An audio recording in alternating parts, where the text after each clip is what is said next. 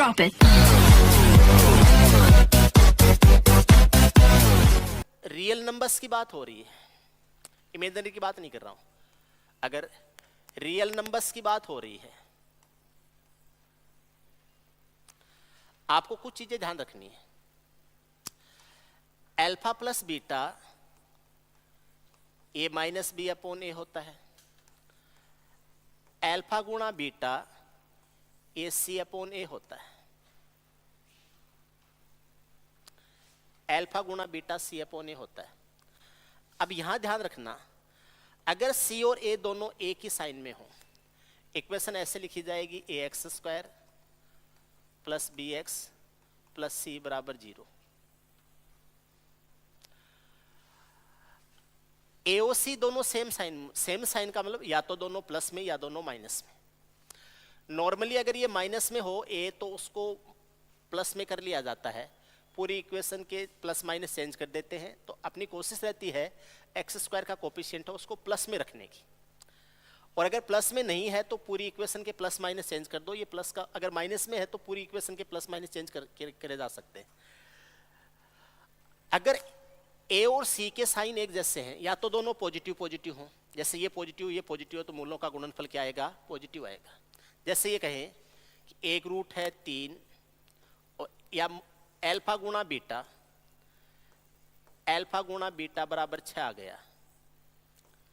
ये हमें दिया गया कि अल्फा गुणा बीटा बराबर 6। तो 6 कब आ सकता है, या तो सी 6 पॉजिटिव नंबर है, तो 6 या तो तब आ सकता है जब सी और ए दोनों पॉजिटिव हो, क्योंकि पॉजिटिव में पॉजिटिव का भाग है तो पॉजिटिव आ जाएगा। या सी और ए दोनों नेगेटिव हो, उस कंडीशन में 6 आ सकता है।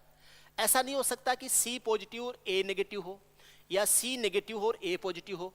या तो दोनों पॉजिटिव होंगे या दोनों नेगेटिव होंगे।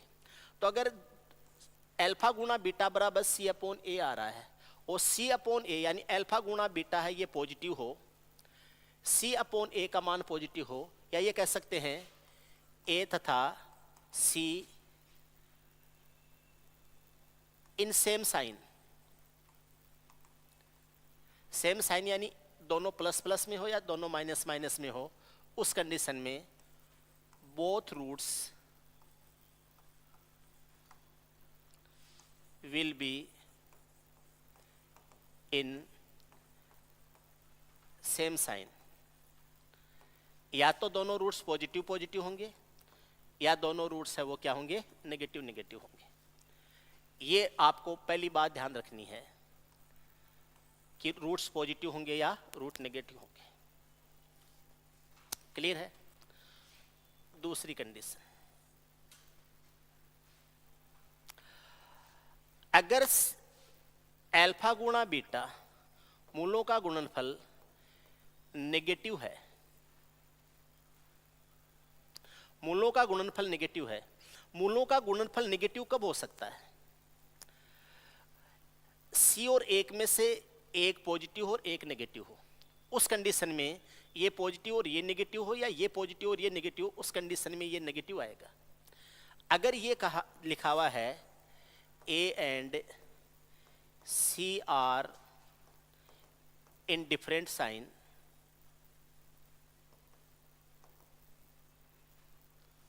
ए और सी दोनों डिफरेंट साइन में हैं, तो alpha beta will also in different sign।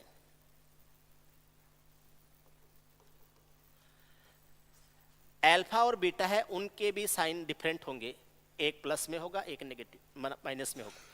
अगर सी और ए में से एक प्लस में एक माइनस में है तो उसके जो रूट्स अल्फा और बीटा हैं उनमें से एक पॉजिटिव होगा एक नेगेटिव होगा। न तो दोनों पॉजिटिव हो सकते न दोनों नेगेटिव हो सकते। दो बातें आ गई।